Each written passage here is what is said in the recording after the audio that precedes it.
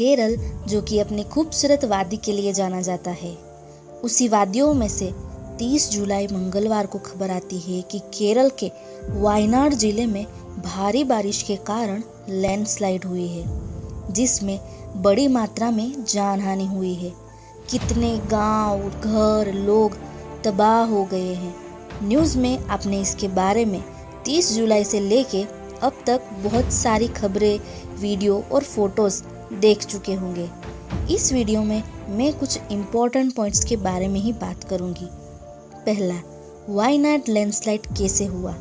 दूसरा, वायनाड लैंडस्लाइड का रूट कौन सा था। तीसरा, सबसे इम्पोर्टेंट है, वो है लैंडस्लाइड का मेजर रीज़न क्या है, तो वीडियो एंड तक देखिएगा। और चौथा है, डार्क टूरिज्म क्या है। तो चलिए जानते हैं।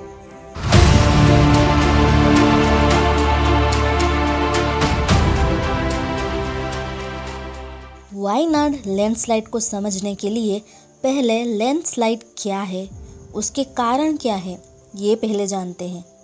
ढलान पर नीचे की ओर चट्टान, पत्थर, मिट्टी या मलबे आदि की गति को भूस्खलन कहा जाता है। आसान भाषा में कहूँ तो चट्टान, मलबा, मिट्टी, पत्थर ढलान से नीचे की ओर खिसकते हैं, जिसे हम लैंडस्लाइड कहते हैं। लैंडस्लाइड एक प्राकृतिक घटना है, पर ये मानवीय गतिविधियों के कारण भी होती है। पहला है भारी बारिश, दूसरा है वनों की कटाई। पेड़ पौधे आदि मिट्टी के कणों को जोड़ कर रखते हैं, यानी एक शील्ड बन जाती है, और पेड़ों की कटाई के कारण ये शील्ड टूट जाती है।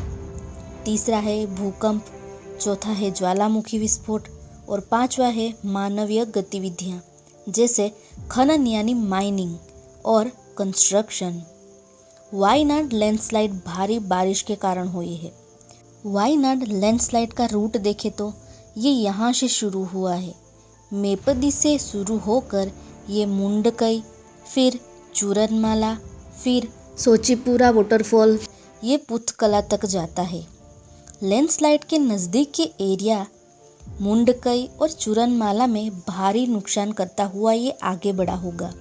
इसरो ने भी स्पेस से कुछ तस्वीरें दिखाई हैं। बताया जा रहा है कि ज़मीन का बहुत बड़ा हिस्सा खिसक गया है, यानी आप सोच ही सकते हैं कि कितना भयानक दृश्य होगा। इसरो की ये रिपोर्ट देखिए, जिसमें लैंडस्लाइड होने वाले रीजन्स को दिखाया है। North west Himalaya, north east Himalaya और वेस्टर्न घाट्स, जिसमें केरला आता है। वायनाड भारत के सबसे ज़्यादा भूस्खलन वाले जिले में 13वें स्थान पर है। इसरो के राष्ट्रीय रिमोट सेंसिंग सेंटर द्वारा 2023 में जारी की गई भूस्खलन एटलस के अनुसार 30 सबसे ज़्यादा भूस्खलन वाले जिलों में से 10 केरल में है। वायनाड लैंडस्लाइड का जो मेजर रीज़न है, वो है climate change. Advance centre for atmospheric radar research eight Cochin university of science and technology के डायरेक्टर अभिलाष ने कहा है कि हमारी शोध में पाया गया है कि दक्षिण पूर्व अरब सागर गर्म हो रहा है, जिसके कारण केरल सहित इस क्षेत्र के ऊपर का वातावरण थर्मोडायनामिकली अस्थिर हो रहा है। उन्होंने ये भी कहा है कि 2019 में केरल में जो बाढ़ आई थी, उसके बाद से गहरे बादल बनने का चलन देखा गया है। अरब सागर के गर्म होने से बनने वाले बादल कम समय में बहुत ज़्यादा बारिश का कारण बनते हैं। इससे लैंडस्लाइड का खतरा बढ़ जाता है। ये रहा अरेबियन सी। जून से सितंबर में साउथ वेस्ट मानसून होता है। जब अरेबियन सी बहुत गर्म हो जाता है, तब इस रीजन में भारी बादल बनते हैं। उसकी वजह से भारी बरसात होती है और कम समय में बहुत ज़्यादा बारिश होती है। उसके कारण लैंडस्लाइड का खतरा बढ़ जाता है। वायनाड की स्थिति कितनी नाजुक और दयनीय है। रेस्क्यू का काम बड़ी तेज़ी से चल रहा था। उसी बीच आर्मी का हौसला बढ़ाते एक बच्चे ने लेटर लिखा है। लेटर नोट करने जैसा है। ये लेटर तीसरी कक्षा के रयान ने लिखा है। उसने लिखा है कि डियर इंडियन आर्मी, मेरे प्यारे वायनाड में भूस्खलन ने भारी विनाश किया है। मलबे में फंसे लोगों को रेस्क्यू करते आपको देखकर काफ़ी गर्व और खुशी हुई। जो वीडियो देखा जिसमें आप भूख मिटाने के लिए बिस्किट खा रहे हो और पुल का निर्माण कर रहे हो, उस दृश्य ने काफ़ी प्रभावित और प्रेरित किया है। मैं भी एक दिन भारतीय सेना में शामिल होकर अपने देश की रक्षा करूंगा। एक और आर्मी को एक बच्चा प्रोत्साहित कर रहा है, वह दूसरी ओर पुलिस डार्क टूरिज्म करने पर मनाही कर रही है।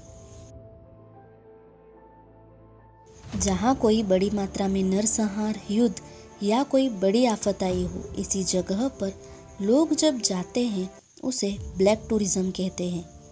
लोग तबाही का मंजर देखने के लिए त्रासदीग्रस्त जगहों पर उमड़ पड़ते हैं। ये है ब्लैक टूरिज्म। जो भी लोग वायनाड में लैंडस्लाइड देखने के लिए जा रहे हैं, वो लोग भी ब्लैक टूरिज्म का हिस्सा है। आप वहाँ जाकर मुश्किलें बढ़ा रहे हो। अगर वायनाड के लिए थोड़ी सी भी हमदर्दी है तो वहाँ जाके मुश्किलें मत बढ़ाइए। लैंडस्लाइड एक कुदरती घटना है, पर कुछ बातें हमें ध्यान में रखनी चाहिए। मौसम विभाग की जानकारी के अनुसार ही पहाड़ी क्षेत्र पर घूमने जाने की योजना बनाएं। लैंडस्लाइड वाले रास्ते या घाटियों के आसपास न रुकें। अगर आप लैंडस्लाइड वाले या पहाड़ी इलाके में रहते हैं तो आपको ये चीज़ें ज़रूर सीखनी चाहिए। इमरजेंसी के दौरान अपने बचाव के लिए कैसे बचाव दल को कांटेक्ट करें, कैसे खबर पहुंचाएं कि वहाँ कोई दिक्कत है। 112 नंबर इमरजेंसी के लिए यूज़ होता है, इस बात का ध्यान रखें। जैसे वायनाड लैंडस्लाइड के बारे में एक लेडी ने जानकारी दी थी। समय बर्बाद किए बिना लैंडस्लाइड वाले रास्ते या बहाव वाली घाटियों से तुरंत दूर चले जाएं।